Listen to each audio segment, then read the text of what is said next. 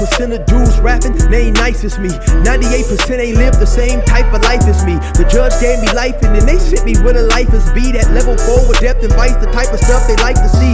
Two choices, fight or flee. I refuse to die a chump. I never been a mark, but damn, it's scary when that riot jump. I seen dudes cry, get pumped, and some sexually brutalized. Knew a dude who lost his life and he was only doing 5 year-long racial fights when homie all you do is ride. Lonely days and nights up in a hole causing suicide. From the moment you arrive, you see the Mexican mafia, AB skinheads with big giant swastikas, pro-black philosophers, the BGF, the Kumi, and Muslims who will murk you from the nation to the Sunni. That MS was loony, quick to ride up on they rival. Even Christians went to church, hide knives up in a Bible. Political and tribal, the Crips and Damus, the Long Beach, the Hubs and the Dubs and the Grooves, the IE, the Bakersfield, the Dago Pyrus, the Hustlers quick to roll, the gangsters gon' move, whatever click you choose.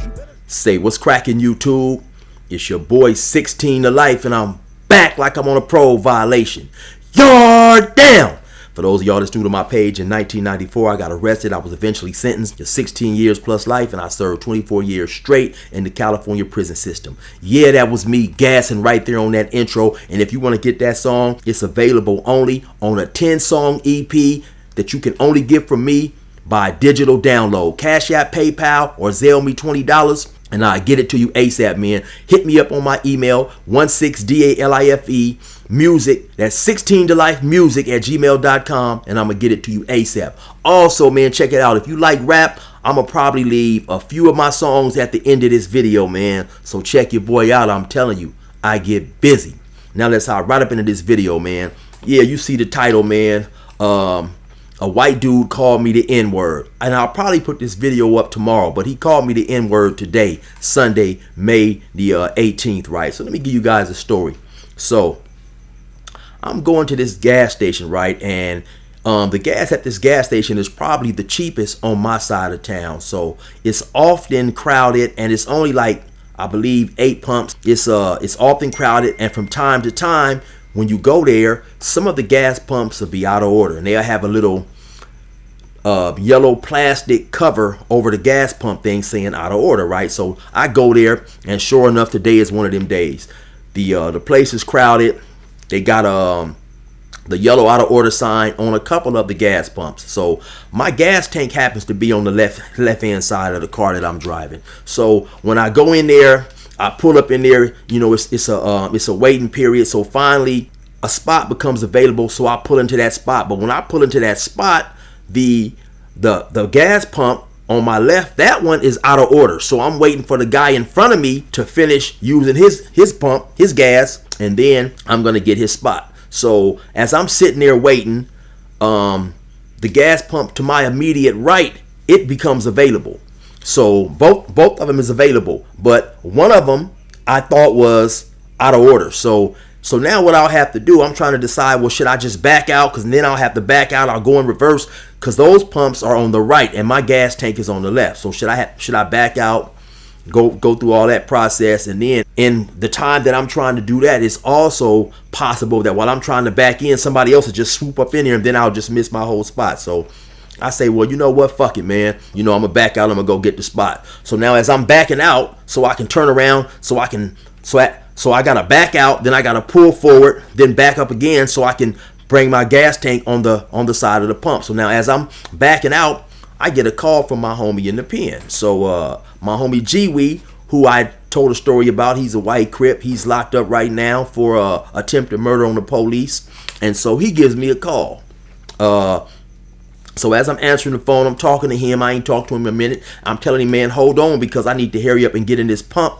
I need to back up to this pump before somebody steals my spot. And so as I'm talking, sure enough, a car swoops between me and the gas pump, and he goes to the pump that I'm about to go to. So I said, damn, man, motherfucker done stole my spot, right? So I back up, because the dude, he sees me backing up and all that, but, you know, obviously he got impatient and he swooped in. So as I go to so I get out, I go approach his window, and I tell him, hey, man, that was the pump that I was getting ready to use. So he's still in the car. I look into the back seat, and I see that he has a young child in a car seat. She appears to be about maybe 3 or 4 years old. He automatically, when he gets out the car, he says, hey buddy, there's a pump right there, keep walking. So he's pointing at the pump in front of me. So I turn back and I look, and sure enough, that pump is available. So I don't know, for whatever reason, I got confused. I thought that I had seen a one of those yellow covers on the on that gas pump. So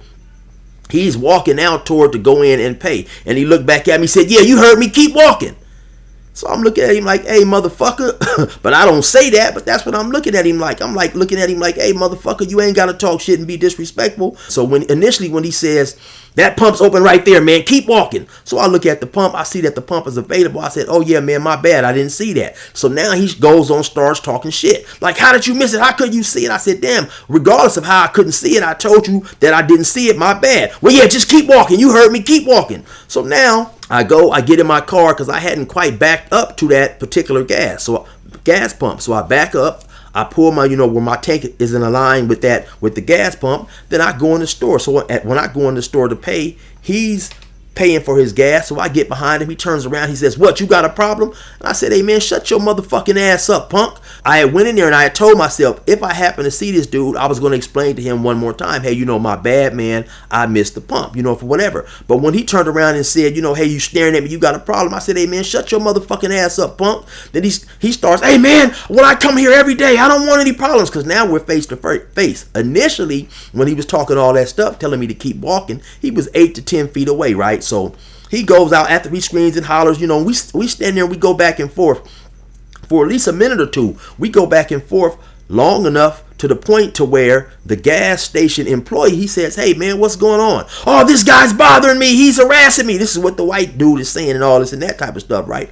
And so I'm telling him, hey man, listen, I told you I didn't see the pump, man. It was a mistake. So after we have our little back and forth banter or whatever, I guess he walks to the left towards maybe the Cokes or whatever. He's going to buy something else. So I go out and I start pumping my gas. Now keep in mind, of course, I'm parked in front of him. So as I'm pumping my gas, I'm looking back already in the direction of his car. So once he comes out, he says, hey, you still staring at me, huh?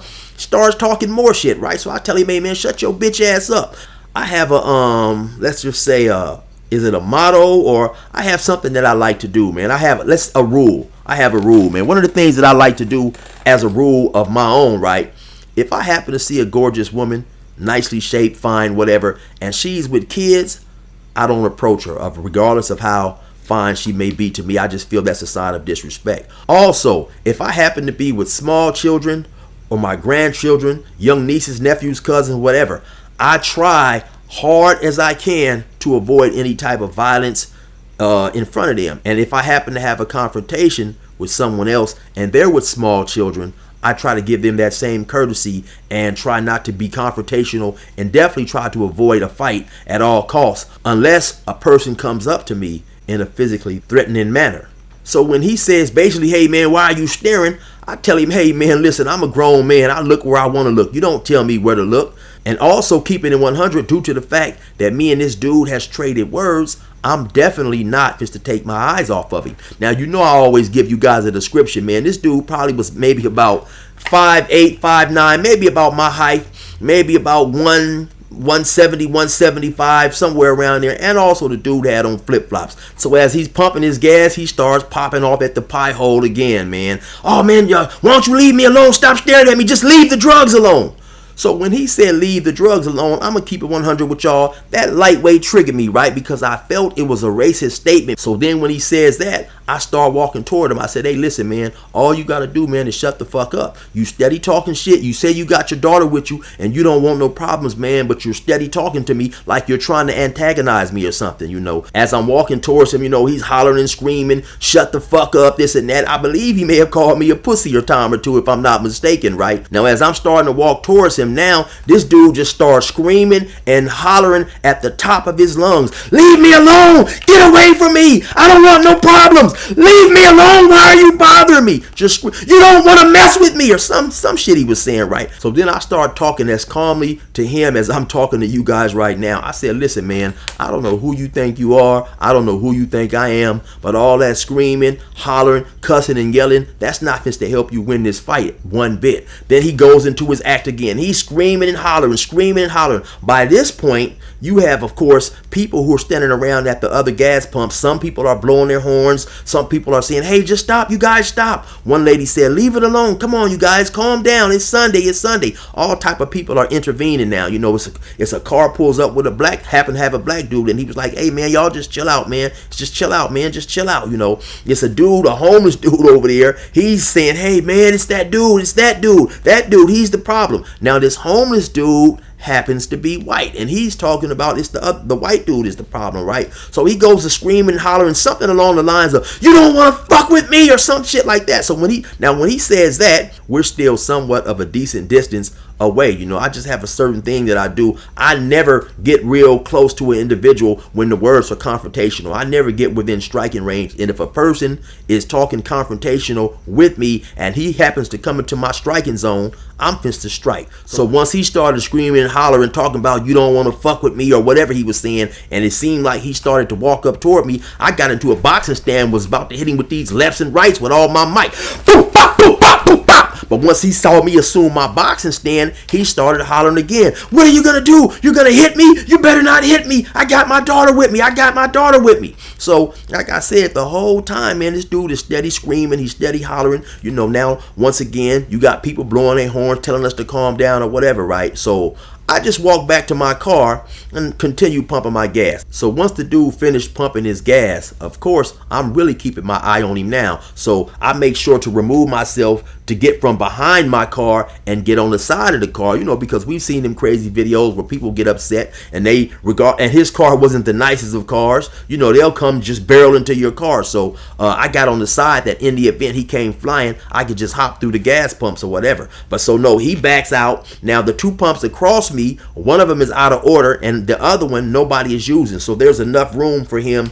to go between that little area right there. He was like in some type of red hatchback or something like that. So now his window's down. So he gets to the side. He gets kind of like adjacent from me a little bit. He pulls forward a little bit. Of course, he's got his window down. He says, yeah, just like I thought. Just another dumb, and he calls me the N-word with the hard ER. He repeats it again. Then I started walking toward him. He repeats it again. Then he, of course, stepped on the gas, took off real fast and mashed out. And just so keeping it 100 with y'all, of course, when he drove off after he said that, I was mad, man. I had a lot of negative thoughts and things of that nature, right? And I don't necessarily think it's so much of him, calling me that word as it is the intention behind the word. A lot of people feel that when you refer to a black person using that word, it's the most disrespectful thing that you can do, right? And of course, he had plenty opportunity to say the word when we was out of the car. I remember back, when I was gang banging, and in my gang banging time, man, you could tell a dude, fuck you.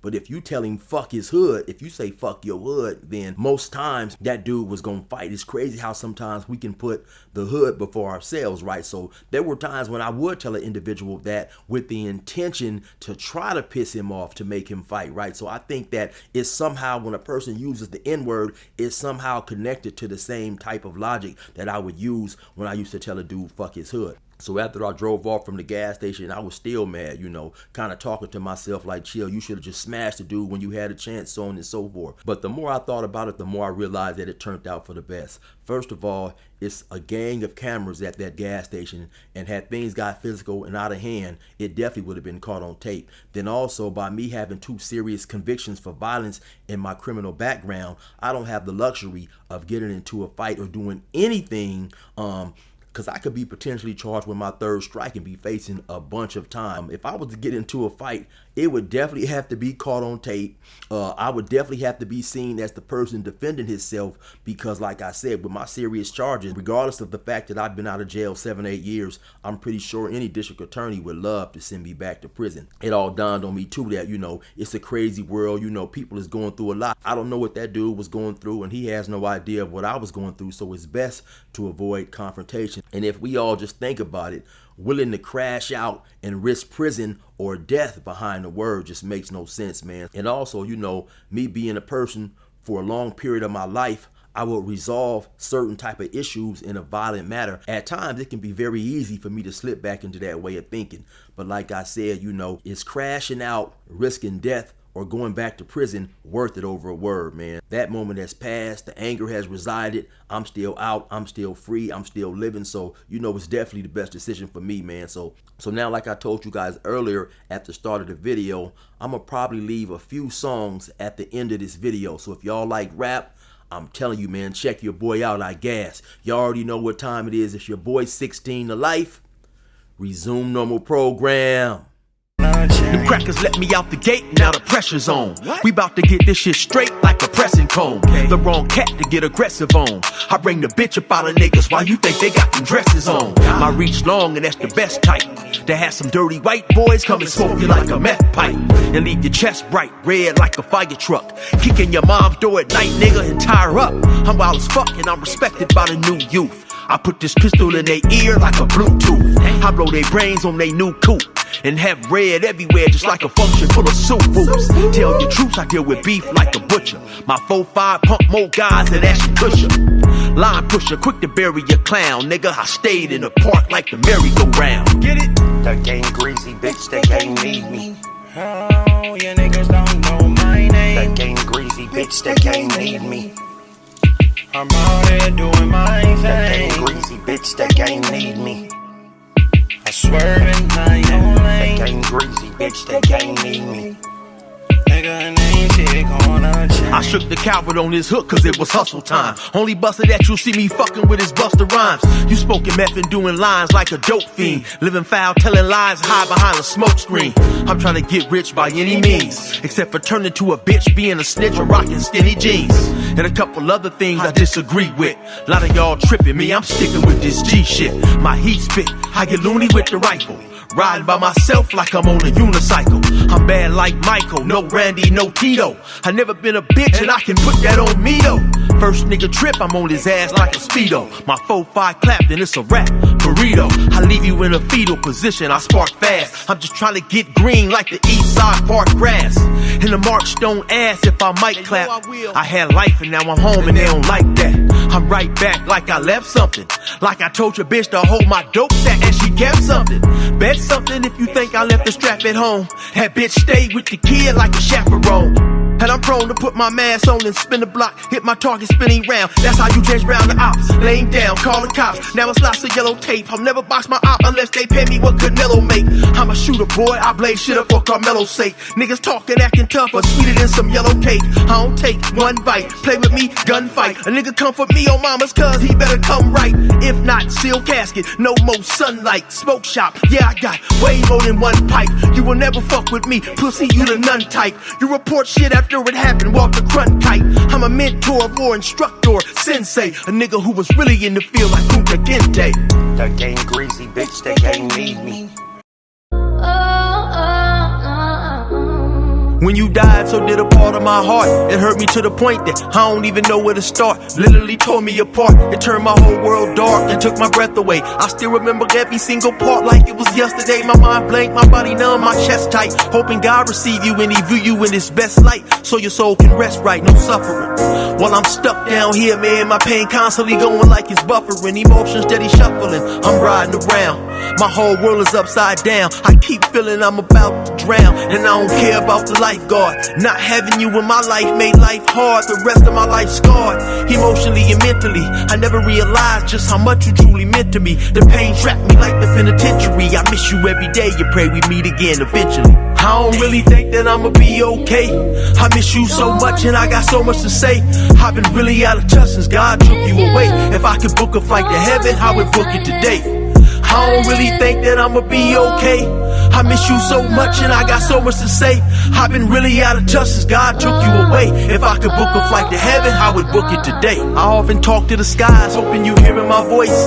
Every time that I do, my eyes get moist. I try to rejoice knowing that you up in heaven and take comfort in the words that were spoken by the reverend. But I always need Excedrin cause them thoughts give me a migraine. Only having you alive again will cancel my pain. Jesus, peace on my chain, I had to remove it. Too many questions for him, mentally I'm about to lose it. So so I dive into my music and I hope somehow you hear it. Knowing that you gone to just decay into my spirit got me stressed, hurting, period, to the point I wanna scream. Only peace is when I'm sleeping, then I see you in my dreams, and we talking, and I swear it really seems like you here. I wake up and you not, I be so hot I shed a tear. If I could whisper in God's ear, I beg with all my might, build an airport up in heaven, man, I need to book a flight. I don't really think that I'ma be okay. I miss you so much and I got so much to say. I've been really out of touch since God took you away. If I could book a flight to heaven, I would book it today. I don't really think that I'ma be okay. I miss you so much and I got so much to say. I've been really out of touch since God took you away. If I could book a flight to heaven, I would book it today.